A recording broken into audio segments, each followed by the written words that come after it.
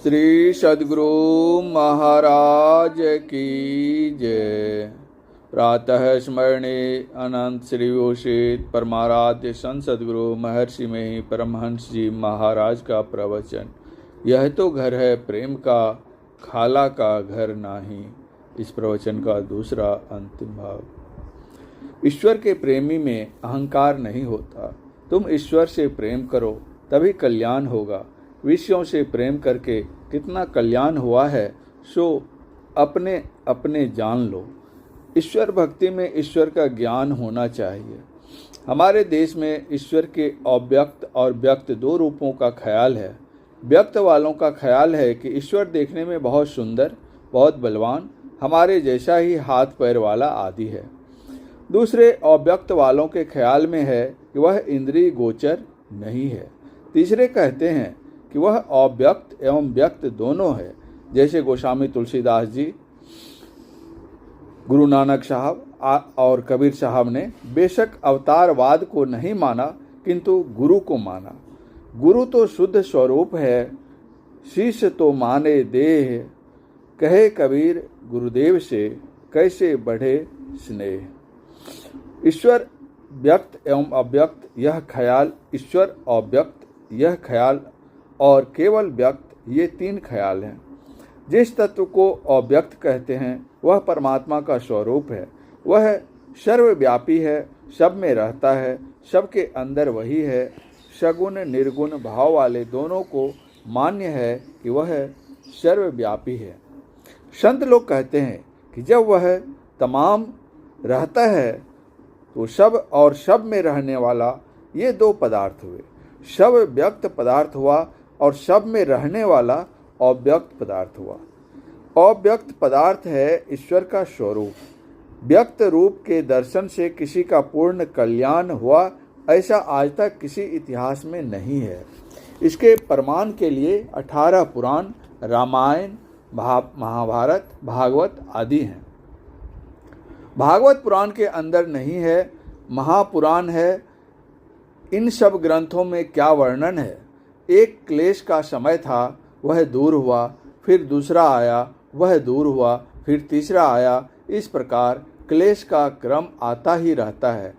रावण को विष्णु, ब्रह्मा और शिव का भी दर्शन हुआ था, किंतु जब क्लेश का समय आ गया तब रोना पीटना भी क्या दुखी हुआ। इसके अलावा रावण एक रूप से अनेक रूप बन सकता था। अनेक राम, अनेक लक्ष्मण, अनेक हनुमान आदि का शरीर भी बना बनाकर युद्ध में लड़ता था। ऐसी माया भी वह जानता था। श्री राम के अतिरिक्त सभी योद्धा चकित हो गए। इस तरह शक्तिशाली होते हुए भी वह दुखी हुआ। अर्जुन को इंद्र का दर्शन हुआ था, शिव का दर्शन हुआ था और श्री कृष्ण उनके मित्र ही थे, किंतु फिर भी उसने दुखों को भोगा। युधिष्ठिर ने धरातल पर और स्वर्ग में जाकर भी कर्म फल को भोगा। गो गोचर जह लगी मन जाई, सो शव माया जानहु भाई। रामचरित मानस। इन आँखों से जो कुछ देखिए वह माया है।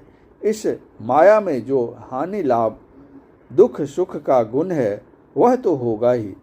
जैसे लवण समुद्र में रहकर आप कहें कि पानी खारा नहीं लगे, तब कब संभव है। उसी प्रकार माया में जो गुण है उससे कैसे छूट सकते हैं। किंतु परमात्मा जो इंद्रियों से परे हैं उसमें ऐसी बात नहीं। उसे इंद्रियों से नहीं पकड़ सकते हैं, शुद्ध सूरत से पकड़ सकते हैं। वहाँ माया नहीं है, फिर माइक दुख सुख कैसे हो। वही कल्याण है। पहले अव्यक्त भाव में नहीं रह सकोगे तो व्यक्त रूप में ईश्वर का भाव चाहिए। गुरु रूप में या अवतारी रूप में। कबीर साहब और गुरु नानक साहब ने गुरु रूप को ईश्वर रूप मानने कहा है।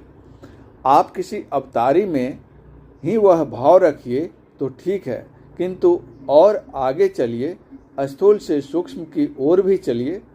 ईश्वर के सूक्ष्म रूप में आसक्त होइए। श्रीमद् भागवत गीता बतला देती है ईश्वर का अनोरनियाम रूप है।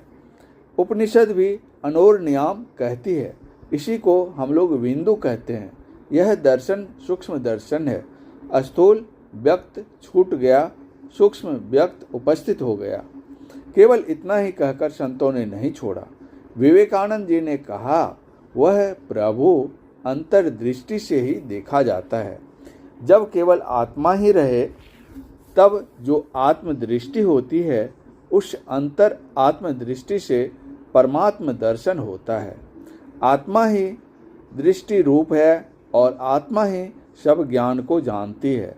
केवल चेतन आत्मा हो तब अंग विहीन आत्मा से परमात्म स्वरूप की पहचान और प्राप्ति होती है। अंग बिना मिली संग बहुत आनंद बढ़ावे। संत सुंदरदास जी। अंतर में चलो और अंतर के अंतिम तह तक चलो। किसी मंत्र का जाप करो, स्थूल मूर्ति का ध्यान करो, दृष्टि साधन करो, रूपातीत का ध्यान यानी शब्द साधना करो।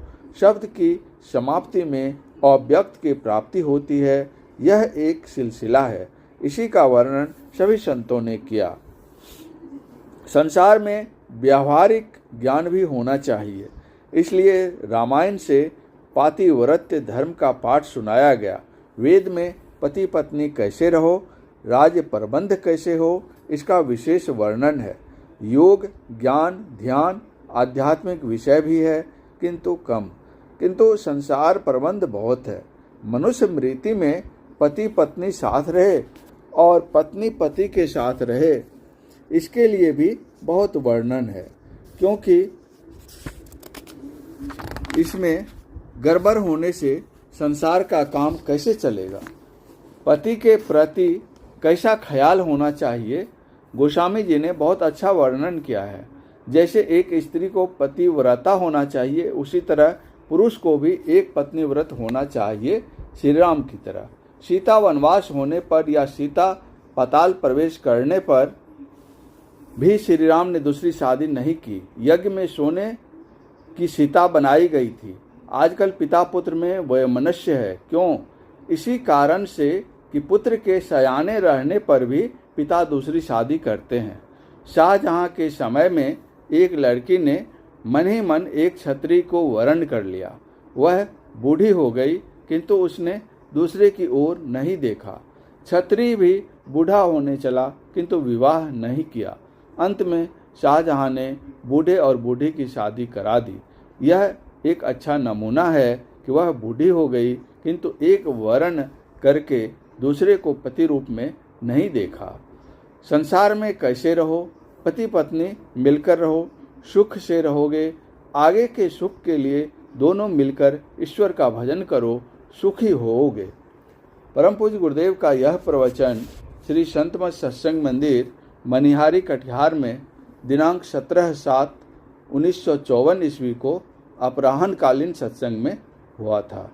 श्री सद्गुरु महाराज की जय।